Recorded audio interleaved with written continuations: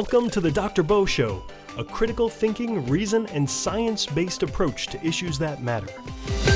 The anatomy of the analogy, when weak is not weak and false is not false. The analogy is one of the most useful tools in argumentation, as well as one of the most helpful aids in effective reasoning. It allows us to compare something with which we are familiar to something with which we are unfamiliar, then use the similarities to check for consistency in our reasoning. But thanks to our stubbornness, our refusal to be wrong, and our allegiance to ideology over reason, we flippantly dismiss analogies that don't support our position by labeling them weak analogies or false equivalents, robbing ourselves of the opportunity to grow intellectually. As the great Kenny Rogers once said, and I'm paraphrasing here, you got to know when to accept them, know when to reject them, know when to call fallacy, and know when to learn. Let's begin with the fact that all analogies are different in some way from that to which is being compared. If they weren't, it wouldn't be an analogy. However, a strong analogy might say how two similar things are equivalent in some specific way. Here is where committing the false equivalence fallacy becomes a possibility. This is an argument or claim in which two completely opposing arguments appear to be logically equivalent when in fact they're not. The confusion is often due to one shared characteristic between two or more items of comparison in the argument that is way off in order of magnitude, oversimplified, or just that important additional factors have been ignored. The false equivalence fallacy requires a claim of equivalence, usually identified by the phrase no different than, or same as, or similar language establishing sameness. Consider the following example. President Patootie ordered a military strike that killed many civilians. He's no different than any other mass murderer, and he belongs in prison. While it is the case that both President Patootie and mass murderers share the characteristic responsible for deaths of many civilians, the implied claim is that they share the same legal culpability, which is not the case. Next, analogies that are ambiguous are not good analogies. Very often, one will make an analogy and not be clear as to why what is being compared is similar. If I said apples are like oranges and just left it there, confusion would ensue. In some ways, apples are like oranges, and in some ways, they're not. By simply adding why they are like, we can solve this ambiguity problem. Apples are like oranges in that they are both fruits. One can be deliberately ambiguous to avoid having to justify their analogy and just make a statement that has a powerful emotional impact.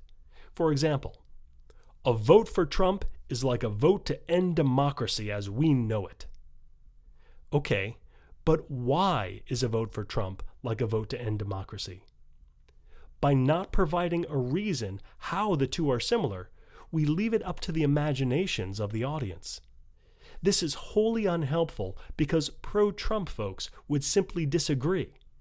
This is like just stating a conclusion without providing any premises. If your goal is to get support from those who already agree with you, fine. But if your goal is to convince people who don't agree with you, you must remove the ambiguity and connect the dots for the audience by telling them how the two are alike. You might list the ways in which Trump has interfered with democracy, then compare how this is a significant change from under other presidents. If you fail to make your case, you may be called out on a weak analogy. Analogies that are weak are not good analogies and considered fallacious. When an analogy is used to prove or disprove an argument, but the analogy is too dissimilar to be effective, that is, it is unlike the argument more than it is like the argument, then we call this a weak analogy, or weak analogy fallacy. Ambiguous analogies are often weak because the entirety of two things are being compared rather than a specific characteristic shared by the two things. The vote for Trump analogy could be reasonably argued to fall somewhere on the weak to strong continuum.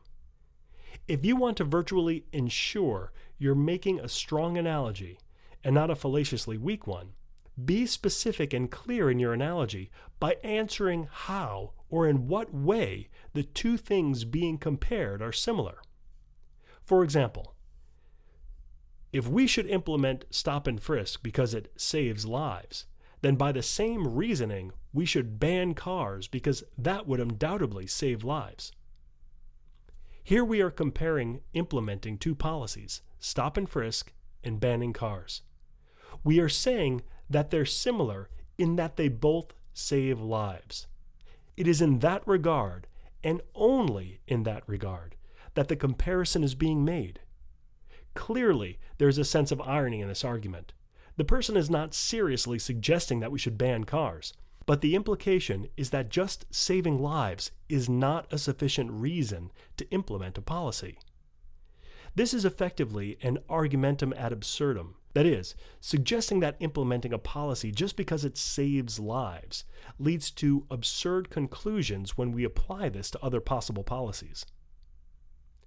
Bring on Kenny. You got to know when to accept him. If the analogy is specific in how the two things are similar, and it is true that they are both similar in that regard, you should accept the analogy with its limitations. That is, the claim that the two things are analogous in regards to the specific shared feature only. You got to know when to reject them.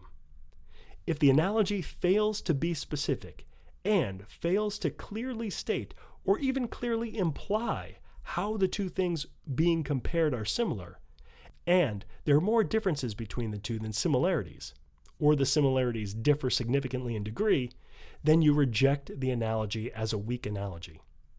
For example, believing in God is like believing in Santa Claus, can generally be regarded as a weak analogy. We can make a list of hundreds of properties of God and Santa, and the differences in number and degree would clearly exceed the similarities.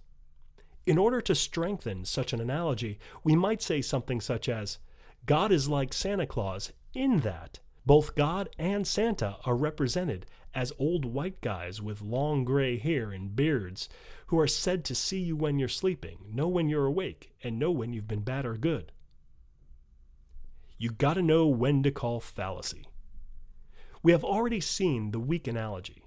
Now let's look at the extended analogy fallacy, which is suggesting that because two things are alike in some way, and one of those things is like something else, then both things must be like that something else. For example, Hitler had a mustache. Your dad has a mustache. Therefore, your dad is a psychopathic dictator. While it is true that Hitler is like the person's dad in that they both have mustaches, concluding from that the dad must also be a psychopathic dictator is fallacious. You got to know when to learn. You should treat every analogy presented to you as a learning experience. Ask questions such as, how are these two things the same? How are these two things different? In the ways that they are the same, are they the same but in significantly different ways? For example, President Patootie may be responsible for the deaths of many innocent civilians, just like a psychopathic mass murderer, but the reasons behind the deaths are significantly different enough to make the claim of equivalence fallacious. Is the claim of similarity specified, or is it left ambiguous, therefore generic? Does the analogy work as a legitimate reductio ad absurdum that points out a flaw in your reasoning?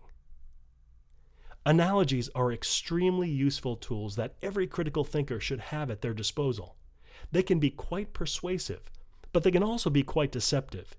Use them, don't abuse them, and learn to spot when others are abusing them by considering analogies carefully before dismissing them as fallacious or simply accepting them because they are ideologically pleasing to you.